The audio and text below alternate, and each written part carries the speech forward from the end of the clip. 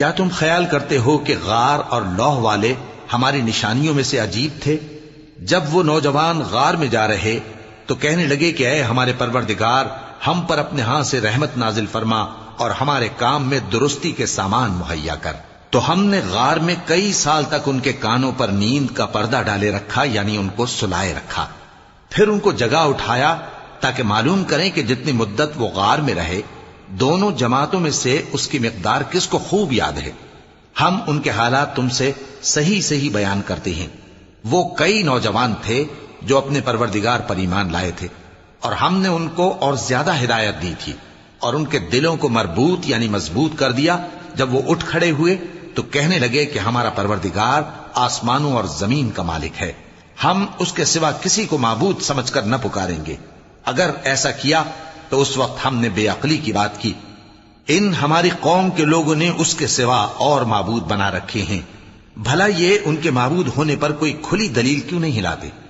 تو اس سے زیادہ کون ظالم ہے جو اللہ پر جھوٹ باندھے؟ اور جب تم نے ان مشرکوں سے اور جن کی یہ اللہ کے سوا عبادت کرتے ہیں ان سے کنارہ کر لیا ہے تو غار میں چل رہو، تمہارا پروردگار تمہارے لیے اپنی رحمت وسیع کر دے گا اور تمہارے کاموں میں آسانی کے سامان مہیا کرے گا۔ اور جب سورج نکلے تو تم دیکھو کہ دھوپ ان کے غار سے داہنی طرف سمٹ جائے، اور جب غروب ہو تو ان سے بائیں طرف کترا جائے، اور وہ اس غار کے کشادہ حصے میں تھے۔ یہ اللہ کی نشانیوں میں سے ہیں، جس کو اللہ ہدایت دے وہ ہدایت یاب ہے، اور جس کو گمراہ رہنے دے تو تم اس کے لیے کوئی دوست راہ بتانے والا نہ پاؤ گے۔ اور تم ان کے متعلق خیال کرو کہ وہ جاگ رہے ہیں حالانکہ وہ سوتے ہیں، اور ہم ان کو دائیں اور بائیں کروٹ بدلاتے تھے، اور ان کا کتا چوکھٹ پر دونوں ہاتھ پھیلائے ہوئے تھا۔ اگر تم ان کو جھانک کر دیکھتے تو پیٹ پھیر کر بھاگ جاتے اور ان سے دہشت میں آ جاتے۔ اور اسی طرح ہم نے ان کو اٹھایا تاکہ آپس میں ایک دوسرے سے دریافت کریں۔ ایک کہنے والے نے کہا کہ تم یہاں کتنی مدت رہے؟ انہوں نے کہا کہ 1 دن یا اس سے بھی کم۔ انہوں نے کہا کہ جتنی مدت تم رہے ہو تمہارا پروردگار ہی اس کو خوب جانتا ہے، تو اپنے میں سے کسی کو یہ روپیہ دے کر شہر بھیجو، وہ دیکھے کہ نفیس کھانا کون سا ہے تو اس میں سے کھانا لے آئے، اور احتیاط سے آئے جائے اور تمہارا حال کسی کو نہ بتائے۔ اگر وہ تم پر دسترس پا لیں گے تو تمہیں سنسار کر دیں گے یا پھر اپنے مذہب میں داخل کر لیں گے، اور اس وقت تم کبھی فلاح نہیں پاؤ گے۔ اور اسی طرح ہم نے لوگوں کو ان کے حال سے خبردار کر دیا تاکہ وہ جانیں کہ اللہ کا وعدہ سچا ہے، اور یہ کہ قیامت جس کا وعدہ کیا جاتا ہے اس میں کچھ شک نہیں۔ اس وقت لوگ ان کے بارے میں باہم جھگڑنے لگے اور کہنے لگے کہ ان کے غار پر عمارت بنا دو۔ ان کا پروردگار ان کے حال سے خوب واقف ہے۔ جو لوگ ان کے معاملے میں غلبہ رکھتے تھے وہ کہنے لگے کہ ہم ان کے غار پر مسجد بنائیں گے۔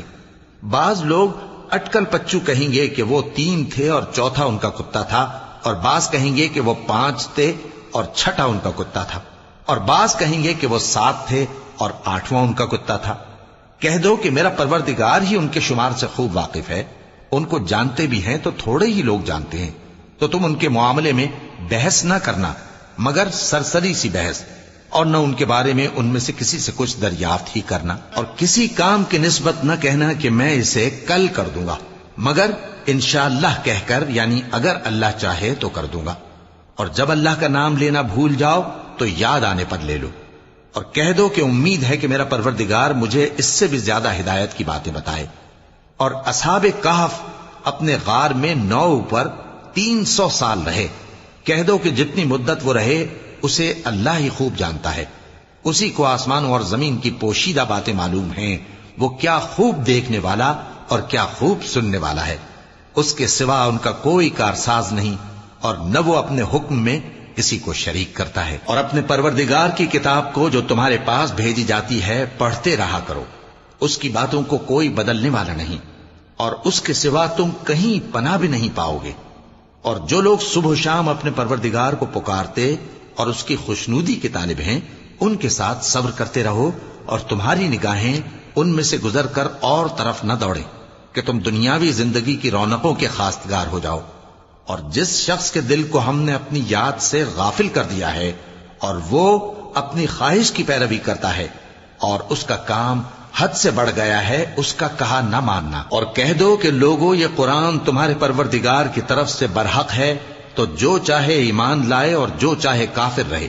ہم نے ظالموں کے لیے دوزخ کی آگ تیار کر رکھی ہے جس کی قناتیں ان کو گھیر رہی ہوں گی، اور اگر فریاد کریں گے تو ایسے کھولتے ہوئے پانی سے ان کی داد رسی کی جائے گی جو پگھلے ہوئے تانبے کی طرح گرم ہوگا اور جو ان کے چہروں کو بھون ڈالے گا. ان کے پینے کا پانی بھی برا اور آرام گاہ بھی بری. اور جو ایمان لائے اور کام بھی نیک کرتے رہے تو ہم نیک کام کرنے والوں کا اجر ضائع نہیں کرتے. ایسے لوگوں کے لیے ہمیشہ رہنے کے باغ ہیں جن میں ان کے محلوں کے نیچے نہریں بہ رہی ہیں. ان کو وہاں سونے کے کنگن پہنائے جائیں گے اور وہ باریک دیبا اور اطلس کے سبز کپڑے پہنا کریں گے اور تختوں پر تکیے لگا کر بیٹھا کریں گے. کیا خوب بدلہ اور کیا خوب آرام گاہ ہے. اور ان سے دو شخص